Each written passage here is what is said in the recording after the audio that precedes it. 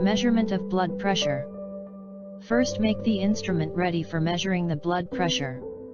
You should have stethoscope, an appropriately sized blood pressure cuff, and mercury column sphygmomanometer or an automated device with a manual inflate mode. Make the patient relax for at least 5 minutes. But if the patient has smoked or has done exercise, then make the patient relax for at least 30 minutes. Make the patient sit with back straight and supported. Avoid factors that can increase blood pressure such as stress, smoking, exercise, cold temperatures, a full stomach, a full bladder, caffeine, and some medications. Remove excess clothing that might interfere with the BP cuff or constrict blood flow in the arm. Roll up the left sleeve for exposure of the upper arm. Rest the left forearm on the table. Position the left arm so that it rests at about heart level. Place your index and middle fingers over the center of the elbow in order to feel the pulse of the branchial artery. If you don't feel, then place the stethoscope and listen until you can hear the heartbeat. Wrap the BP cuff around the patient arm, about 1 inch above the bend of the elbow, and should be evenly tied around the arm. It should let only 2 fingers to pass through the cuff. Place the stethoscope head under the cuff where you felt the pulse. Put the stethoscope earpiece in your ear. The earpieces should face forward and point toward the tip of your nose. The gauge needs to be positioned where you can see it.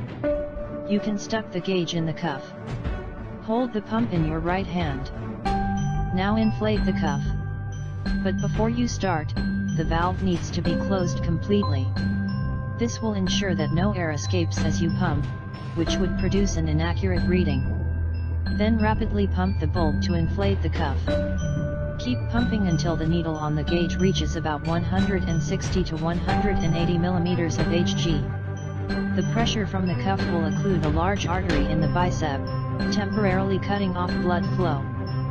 Then slowly deflate the BP cuff by twisting the airflow valve in anti-clockwise direction. The pressure should fall at 2 to 3 millimeters of mercury per second. Anything faster may likely result in an inaccurate measurement. Note the systolic blood pressure. The first occurrence of rhythmic sounds heard as blood begins to flow through the artery is the patient's systolic pressure. This may resemble a tapping noise at first. It represents the pressure your blood flow exerts on the walls of an artery after the heart beats or contracts. Continue to listen as the BP cuff pressure drops and the sounds fade. Eventually the hard thumping noises will turn into a whooshing sound. As soon as the whooshing noise subsides, you hear a silence. Note the reading when the rhythmic sounds stop. This is the diastolic blood pressure.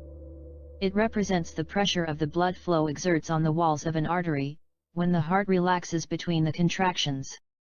Now, interpreting the result is quite simple. Normally for the adult, the systolic pressure should be below 120 and diastolic should be below 80 millimeters of mercury. Let the cuff completely deflate. It is very important to double-check the reading for the accuracy. After 5 to 10 minutes, follow the same steps to take another measurement. If your blood pressure is still high, consider comparing readings with the other arm. Take the reading of both arms and average the readings. Please like, comment, share and subscribe the video. For more information, visit my website, www.geotz.com.